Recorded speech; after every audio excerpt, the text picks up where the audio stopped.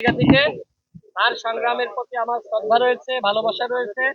এবং মিয়া মশিউজ্জামান ভাই যে কথা বলেছেন, এখন তার দলের সিদ্ধান্ত তারা নেবেন, নিয়ে সেই মোতাবেক তারা আসলে তাদের যে আন্দোলন, সেই আন্দোলন তারা চালিয়ে যাবেন।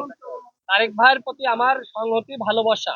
তিনি একজন বিপ্লবের সন্তান, জুলাইয়ের সন্তান, জুলাইয়ের নায়ক। জুলাইয়ে কিভাবে ভূমিকা রেখেছেন সকলে দেখেছেন।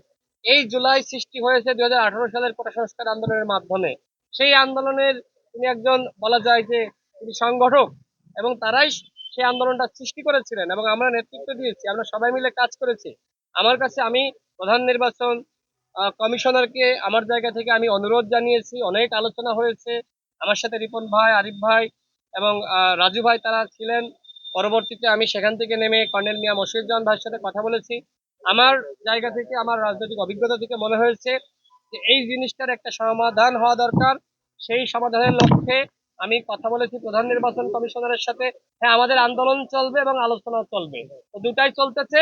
আমরা আশাবাদী আমাদের মিয়া মশিউজ্জামান ভাই তিনি এখানে থাকছেন এবং একটি সমাধান তারা করবেন।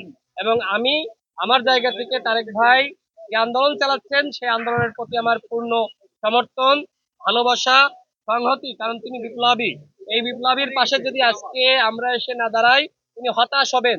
যে দেশের জন্য এইভাবে সংগ্রাম করলাম, রিমান্ডের মার খেলাম, আমি এইভাবে আক্রমণের শিকার হলাম, আজকে যদি সেই দেশের মানুষরা আমার পাশে এসে না দাঁড়ায়, তিনি কষ্ট পাবেন। আমি চাই না যে তারেক ভাই এইভাবে যেভাবে কষ্ট করছে, তিনি কিন্তু দাঁড়াইতে পারতেছেন না। তিনি মানে মানসিক ভাবে তার শক্তি বেশি, এটা আমরা জানি। শারীরিক ভাবে তিনি এখন, আমার কাছে মনে হচ্ছে যে প্রায় 21 ঘন্টা 22 ঘন্টা হয়ে গেছে। এইভাবে যদি তিনি থাকেন, তিনি আরো অসুস্থ হবেন। এই দেশের জন্য তারেক রহমানকে আরো অনেক কিছু দিতে হবে। মাত্র দেশ গঠনের কাজ শুরু হয়েছে।